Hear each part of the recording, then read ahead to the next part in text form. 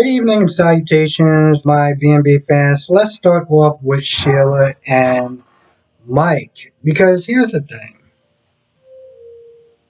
The word simp, it seems like it's only been around like maybe 2 or 3 years, give or take. When Mike goes through memory lane, it seems like it seems like simps have been around since the dawn of time at this point. Sheila actually synced a dog on Mike. Okay? One of those dogs that I will never, ever, ever, ever, ever want as a pet. Okay? I don't know if it was a Rottweiler or a Doberman Pinscher. I have no idea what kind of dog this was. I just know it's a dog that I would never, ever, ever want to have. Um, you know, because it comes up into a point where it's like, Finn needs medication.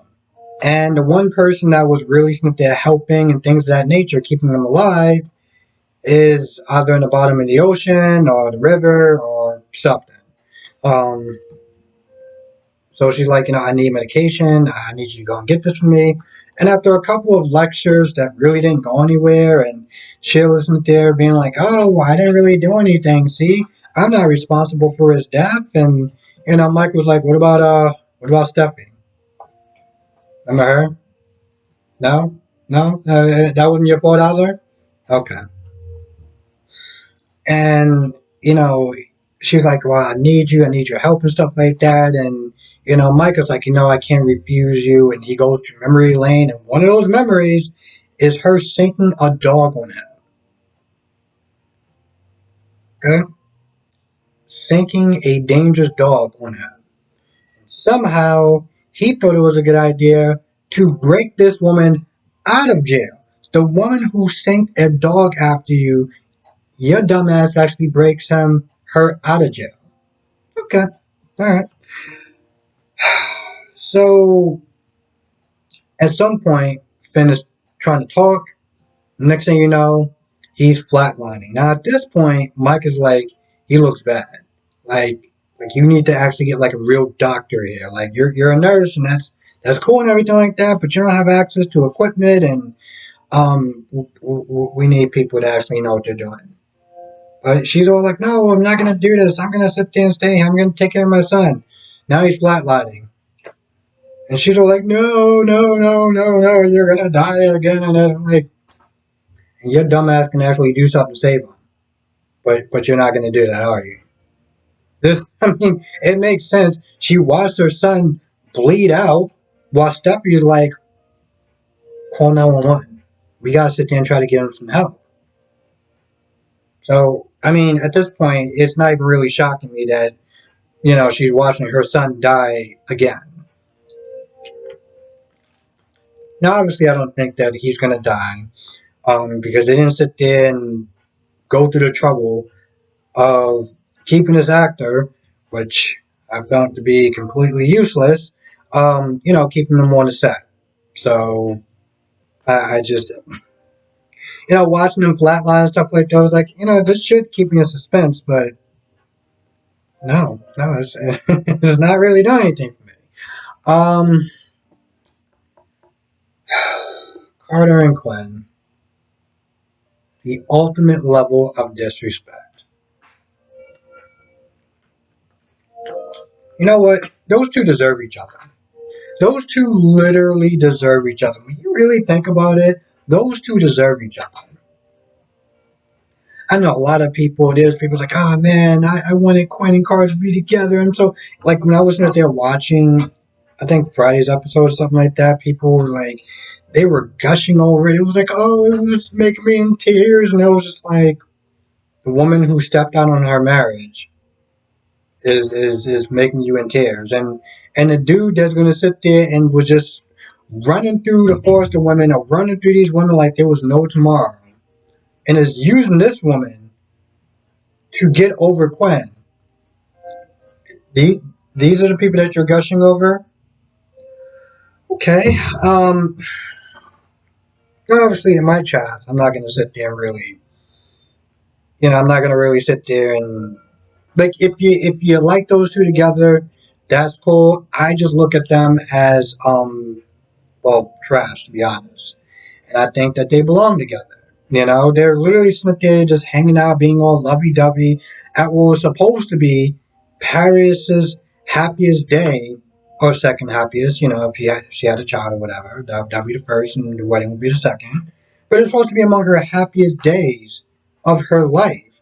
And now she got her non husband, or, non fiance, has this chick on her lap.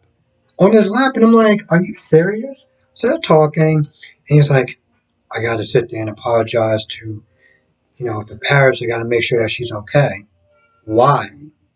Don't you think you've done enough? So Grace is not there holding Paris, and Grace is like, see, I told you he was no good. I told you he was no good. And I'm sitting there like, you know what? Lady, usually every time that you open your mouth or you taking more oxygen, I generally tend to get pissed off, but I'm not even gonna sit there and say anything this time. I don't have anything to say. Um, Zende comes in there. Zende, aka what I like to sit there and call Mr. Backup Man. Okay, that's what I'm generally gonna call him at this point, Mr. Backup Man. I want to use Zende to I don't know. He's just Mr. Backup Man. Um, I mean, when Zoe was not sure about her relationship, she flirted with Zende. You know, um, and now it seems like it's going to wind up happening again because he comes in there, he's being supportive. He's like, listen, you're going to find somebody who's going to treat you with respect and love and things of that nature. And Grace is like, see, that's a really good thing to sit there and say. Baby, isn't that a good thing to sit there and say? Isn't that really great? Isn't he just the most loving, caring person? Why am I not dating this person? That's what she really should be sitting there saying at this point. But he's like, oh, let me take you home and stuff like that. And, Paris is like, you mean after everything that I've done and things of that nature, like you're still willing to like stand by me? He's like, yeah, let's take you home. Now, don't get me wrong. I find that highly unrealistic. I don't think that, I know I shouldn't have to say this, but I should sit there and say this just as a disclaimer because some people watch these shows and they honestly sit there and think that they can pull off some of the acidine dumb things that goes on in some of these soap operas. Let me tell you this right now. Yeah, there are men out there that's like Zendaya, okay? And those men are literally one in a million, okay? One in a million.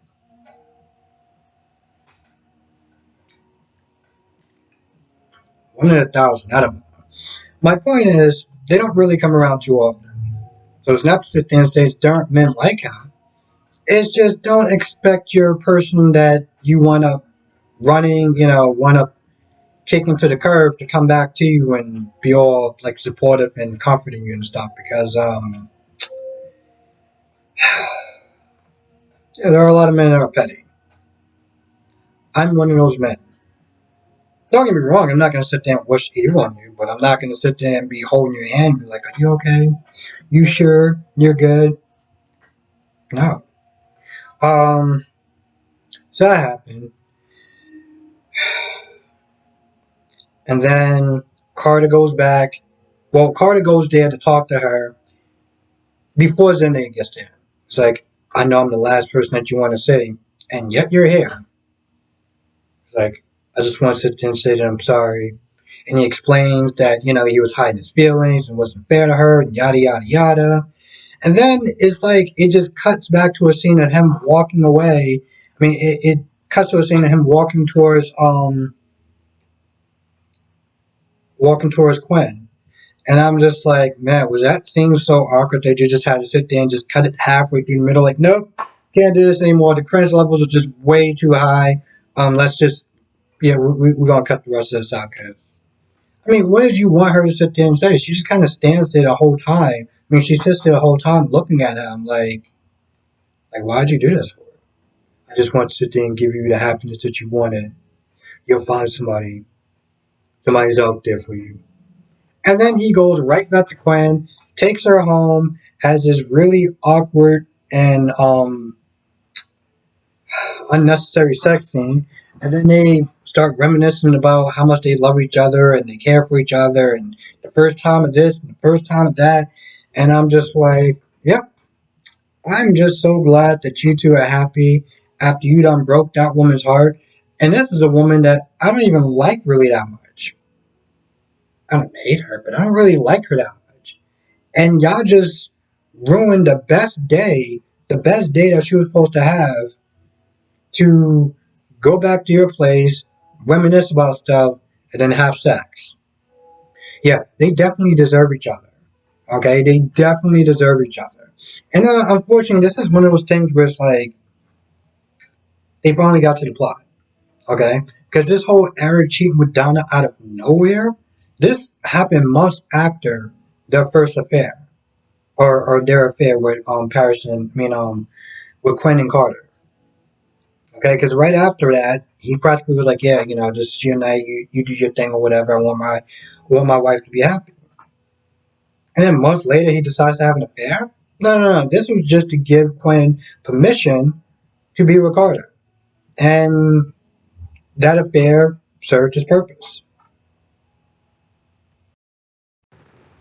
Oh, and Hope came back to sit there and gossip to Liam about how Quinn, you know,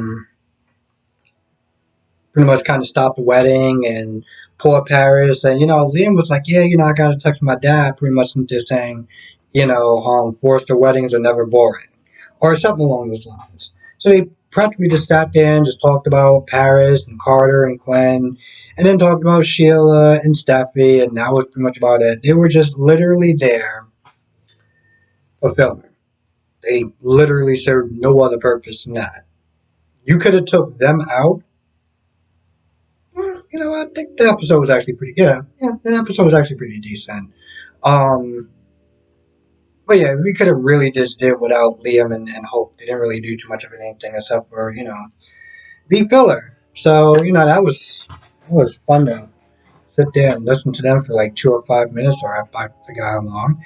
But I feel like that's pretty much about it. So with that being said, I'm gonna go.